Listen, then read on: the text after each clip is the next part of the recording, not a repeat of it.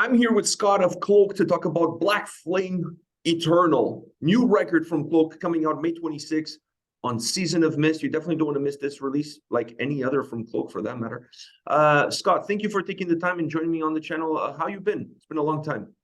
Yeah, thanks for having me. Yeah, I guess we last spoke in 2019, so almost 4 years now at And the in end. the back alley behind the Velvet Underground.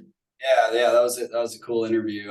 I remember that show was pretty good, but yeah, man, I've been good. How about yourself? I've been good. I've been good. And before we dive into this record, let me ask you, since we're talking about the last time we saw each other, when are you guys coming north of the border again? Actually, you're in luck. It's not announced yet, but we'll be there towards the end of this year. So yeah, we'll be back. That's amazing. That's amazing. I'm looking forward to it. I'll definitely be marking it on my calendar. I don't want to miss you guys performing in Toronto. You guys always put on an outstanding show. Awesome. And now let's talk about this new record, Black Flame Eternal.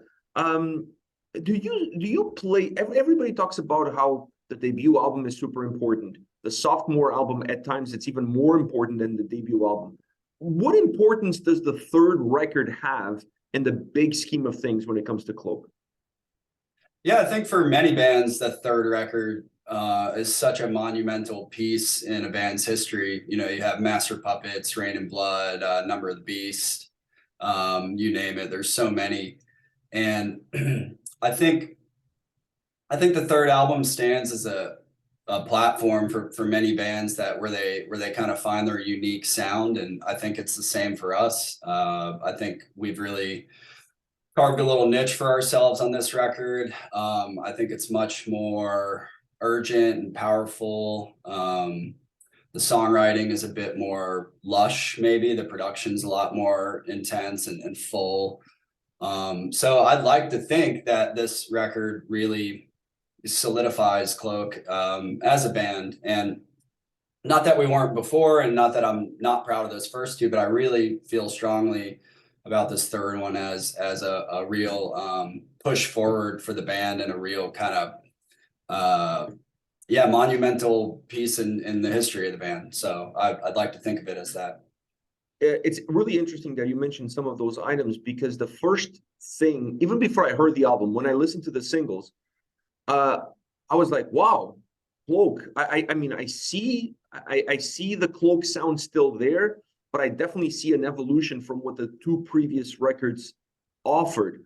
Yeah. A little bit more aggressive, maybe even a little bit more raw, if you will, not necessarily production-wise, but just in terms of an emotional point of view. Maybe a little bit less atmospheric, more to the point.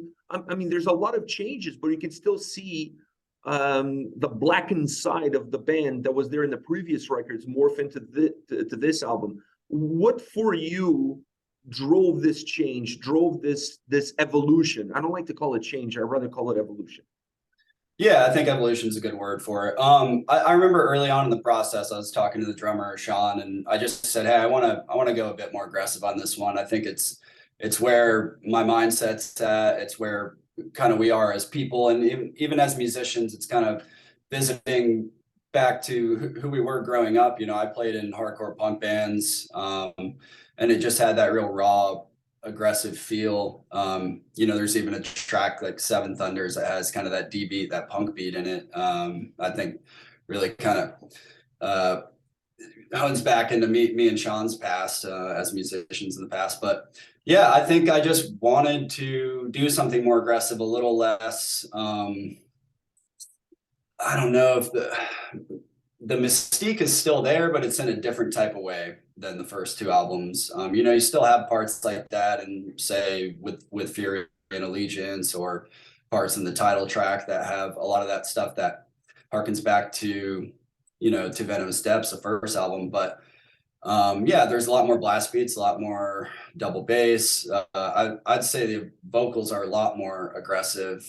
It's definitely the most proud I've been of vocal tracks, and we wanted to produce them differently. So, but then again, there's more clean singing on it too than the last two records. So I think it's an amalgamation of everything. I'd like to think it's a combination of the first two plus that evolution that you mentioned, really honing in on the more aggressive side. And I think so far it's people have taken to it really well. And the Holy Dark is probably one of the most aggressive tracks on there, and that's our fastest growing single and fastest growing video yet. People really seem to like that one, which we were sort of surprised at that. We weren't sure that should even be the single. We had some other ones in mind, so it's really nice to see that one has grown the way that it has. When you guys picked that one as a single, because that was the song that I heard first and foremost, even before I dove into the album, which kind of like made me curious about the album because I wasn't expecting that single to sound like that. So it actually piqued my interest to see, wow, what is the rest of the record going to be like? Did you at any point in time think about, wow, what are fans going to think, considering how the two previous albums came across and now this one definitely has that evolution? Was that a concern or not so much? Not so much. I think we were thinking like, yeah, people are going to like this one because I think it I don't know, we just felt so proud and we stand behind it so much that you think that about every new record that you do, but this one especially, we knew we had something special, and we were like, if you like the first two, I feel like you can't not like this one unless you just really hate more aggressive sounding metal, which some people might. There were some people that liked the first record better than the second, and that's fine. But I think we were really, really happy with how this one turned out, and we didn't really doubt it. So I think we knew people would take to this one pretty well. Is this evolution of sound driven to a certain extent by also what you guys do live, understanding what works best or what could work better? In addition to, obviously, you guys as musicians, as people, we all change, we all evolve. We're never going to be the same person year in and year out. So how much of one and how much of the other are the elements that are pushing this evolution? Yeah, I think that's a really good point. We became a heavily touring band towards the end of the Venomous album, and then a lot during the Burning Dawn, other than the pandemic. We did a lot of touring afterwards on that record. So I think, being a live band is a catalyst of how you want to write songs and how they're going to come across live, because in the back of your head, even when I'm demoing and stuff, which is a lot, on the computer, in the back of my head, I'm always thinking like, are we going to be able to play this tight live? How will this come across live? How will these transitions work live? And so I think being a live band, as much as we are, definitely influences the way that the songs come across. Now, when you sit down to put this record together, you obviously have to think about the design, the overall structure, the overall flow of the album. For this specific record, how important is that track listing and that track order in order for the sound of the record, not just on the individual song basis, but the overall experience that the listener will walk away will have that feeling, that lasting feeling? How important is that process, and how is it? Yeah, I think it's super important. I think track listing has always been important, and honestly, every Cloak record has come across pretty naturally when I choose. I usually am the one that passes on the track listing to the other guys, and they usually just agree because it flows naturally. It only takes me about 5 minutes to look at all the tracks we have and be like, yeah, this there, and then really, really hone in on it. I think there was maybe one or two tracks that we moved around, like maybe the Holy Dark and Fury, maybe kind of switch places, but no, I think it's a very natural thing. And then we usually have that one kind of more interlude track, like Heavenless on this record, which is all acoustic and clean vocals. Whereas on the first one we had Passage, which was sort of the same. And then we had we had one instrumental on the Burning Dawn, and that kind of fit in where it needed to. But it was really natural. There was really no ifs, ands, or buts about it. It came to us pretty naturally. So I want to talk to you about two of the main elements of the record, obviously the drum sound and the guitars. I'm going to start off with the drums. You mentioned the blast beats. I honestly felt like the drum sound on this record was a lot wider than what it was in the two previous albums. Is that coming from the blast beats introducing that element, or was there something else that changed in your mind that allows the record to have this more wide presence as far as the drums are concerned? Yeah, I love that you said wide, because that's exactly what we were going for. I have some pretty decent speakers in here, and I remember listening to the Burning Dawn when we were deciding what we wanted to do for this next record, and it just didn't sound wide, and it was like more like here, and then I would compare it to other records, and it was out here. So we knew that we wanted something wider and a little bit more reverbed and more, like the old Mayhem drums or something, but more modern, because we are a modern metal band. Yeah, we wanted that real panned wideness to the toms when you can hear it go from here to here as Sean's playing. It sounds really mountainous and like we're in a huge like abyss when we hit the big tom parts. So I think that was definitely a conscious decision. What was the drum production? We wanted it to be much better than the other two, especially on this. Yeah, just coming on this third one, we wanted it to be bigger, and I think we achieved that. I'm pretty damn happy with the drum sound. You definitely achieved it. That's for sure, because that was even before I noticed the overall experience, the aggression, the rawness. The first thing that I connected with was the drum sound, because I felt like it was such a departure from the previous records, because it just filled in the room. Like I'm listening to it on headphones, and it just fills in the space. It doesn't feel constrained. Yeah. It felt wider, just bigger, but not thin either. Which sometimes you go wide, you go thin, but it's not the case on this record. Especially in the opening track, Ethereal Fire. I mean, the toms are fucking huge there, and we made sure that it's not all sterile mix. We're like that part and this part and that part with the big toms. We wanted him to mix it up, more reverb and kind of more of that pan. And then during the song, if there's vocals and stuff like that, you got to dial it back a little bit. But we had Cameron Webb mix this, and he worked on the last seven or eight Motorhead records all the way through. He did the whole record. He's mixed Danzig. He's mixed tons of other huge bands. If you look him up on Discogs, and I mean his mixing was so impressive on this. We got hooked up to him by our manager because he mixed The Witcher, some friends of ours as well, and we like the way the records sound. We're a bit of a different band, but yeah, he killed it. We owe a lot to the mix on this record. When it comes to the guitars, was this an album that perhaps a little bit more demanding for you, or no, guitar wise? Yeah, no, I would say definitely. It's much more. It's more riffy, really. There's much more tremolo riffing, and I'd say the leads are a bit more challenging. Max did a lot more solos on this record. I'm super proud of how his solos turned out. We went more for a tone.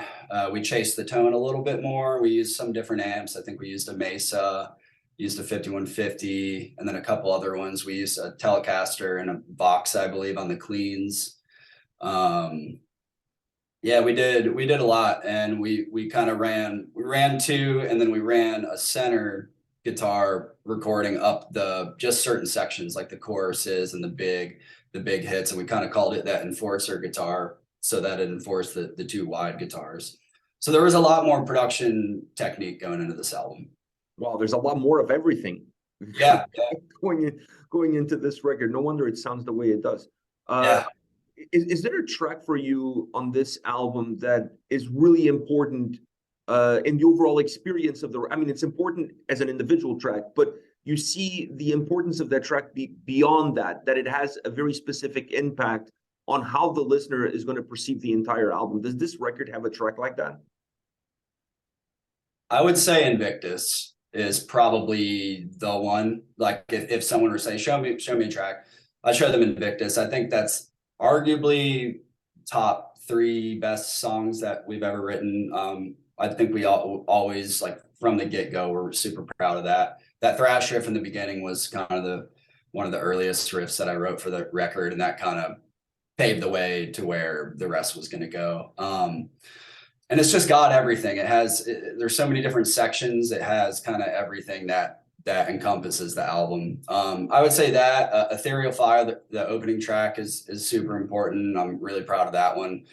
But a favorite of mine is With Fury and Allegiance. It may not be everybody's favorite, but for some reason that second track, I love how the vocals came out and the cadence of everything and how it fits into the verse. I like the lyrics are a bit different for us. It's just super raw, like almost raw, really angry sounding and really aggressive. It's probably our most aggressive song next to Holy Dark. I really like that song, and we're going to start playing that one live. But yeah, as far as the one that encompasses Cloak as a whole, I would say Invictus. What about for you as a vocalist? Because we talked about the changes in the drums, the changes in the guitar sound, everything that's been added on this record. How was this album for you vocally? It was a challenge, but it came across or it came out fine during the recording. It took a while. I'm not that kind of guy that can do a vocal, like 3 vocal tracks a day. I do, this surprises people, but I do one day for one song. And then sometimes it takes 2 days because we double a lot of the choruses and we kind of triple parts that need to thicken up. And then the clean vocals were a huge challenge because, I don't have the best singing voice in the world, and you got to really hone in on that stuff and get it to the key of the song. And that's super difficult to do. I had to rewrite a couple sections, like the chorus of Eye of the Abyss. I had to completely rewrite that in the studio, which I've never done before. But yeah, as far as the dirty vocals, I went a lot more intense because that's what the songs needed. And I kind of hit a different section of my vocal range, like in my throat. I really had to hone in on a certain spot. And there's a lot more death metal, like low vocals under some of the parts that I hope people can notice, like the chorus of Seven Thunders and things like that. There's more gang vocals like in Invictus and Ethereal Fire, which actually we brought in the band and then a friend of mine to do those. And then I would do my own gang vocals for certain parts. But yeah, the vocals took a long time. I would say it took basically like a month to really complete it all, because I would come in every other day or every 2 days. And then some songs would take like a full 2 days to do. Cause you can't really do vocals for 10 hours a day. You have to, or you're going to go hoarse. So it would be like 4 to 5 hour days, maybe take some breaks and hit some other parts. But it was pretty grueling and pretty demanding, but yeah, I'm glad we did it the way that we did. Is this the album for you where you see the biggest growth as a vocalist? Yeah, definitely. I'm very, very happy and very proud with how the vocals came out. So when you look at yourself in the mirror, do you see a vocalist that plays guitar, or do you see a guitarist that sings? That's a good point. Or good question. I think, I've been playing in bands for 20 years now. I started when I was 13, and I've played guitar and sang in every single band. So except for like 2 that I was in, that I joined that other people had just for a short time. But yeah, all of like my bands over the years, I've always sang and played guitar. So it's pretty equal, to be honest. But yeah, I guess first I would see myself as a vocalist and a lyricist.